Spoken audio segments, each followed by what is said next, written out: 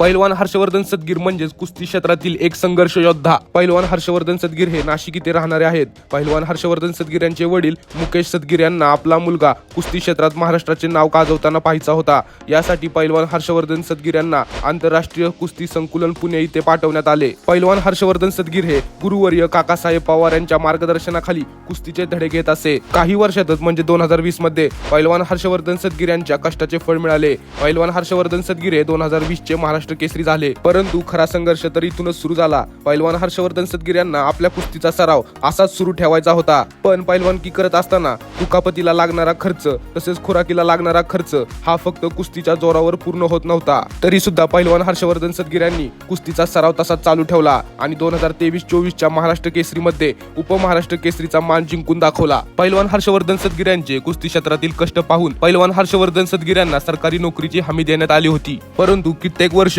पैलवान हर्षवर्धन सदगीर यांनी सरकारी पायऱ्या झिजवल्या, परंतु पैलवान हर्षवर्धन सदगीर यांना सरकारी नोकरी देण्यात आली नाही. पैलवान हर्षवर्धन सदगीर यांची लढाई फक्त आता आखाड्यातच नव्हती. आता स्वतःच्या अस्तित्वासाठी व पैलवान हर्षवर्धन सदगीर कोण आहे हे अख्ख्या महाराष्ट्राला पुन्हा एकदा दाखवून देण्याची होती. पैलवान हर्षवर्धन सदगीर यांना ज्या लोकांनी कमी लेखले व पैलवान हर्षवर्धन सदगीर संपला असे दाखवून देण्याचा प्रयत्न केला, त्या लोकांसाठी उत्तर देण्यासाठी पैलवान हर्षवर्धन सदगीर यांनी पुन्हा एकदा कुस्तीचे डावपेच शिकण्यास सुरुवात केली. पैलवान हर्षवर्धन सदगीर यांनी महाराष्ट्र केसरी 2026 च्या मैदानात उतरण्यासाठी अहोरात्र मेहनत केली. पैलवान हर्षवर्धन सदगीर यांनी अनेक नामवंत पैलवानांना पराभूत करत फायनल मध्ये प्रवेश केला. फायनल मध्ये पैलवान हर्षवर्धन सदगीर यांनी 4 गुण मिळवत महेंद्र गायकवाड यांचा पराभव केला आणि 2026 चा महाराष्ट्र केसरीचा मान मिळवला. आणि पैलवान हर्षवर्धन सदगीर यांनी डबल महाराष्ट्र केसरीचा मान आपल्या नावापुढे कष्टाने जोडून घेतला. जो थांबला तो संपला आणि थांबणारा तो हर्षवर्धन सदगीर कुठला हे अख्ख्या महाराष्ट्राला पैलवान हर्षवर्धन सदगीर यांनी दाखवून दिले. आणि त्या दिवशी मात्र पैलवान हर्षवर्धन सदगीर यांनी आपल्या अस्तित्वाची लढाई एकट्याने जिंकून दाखवली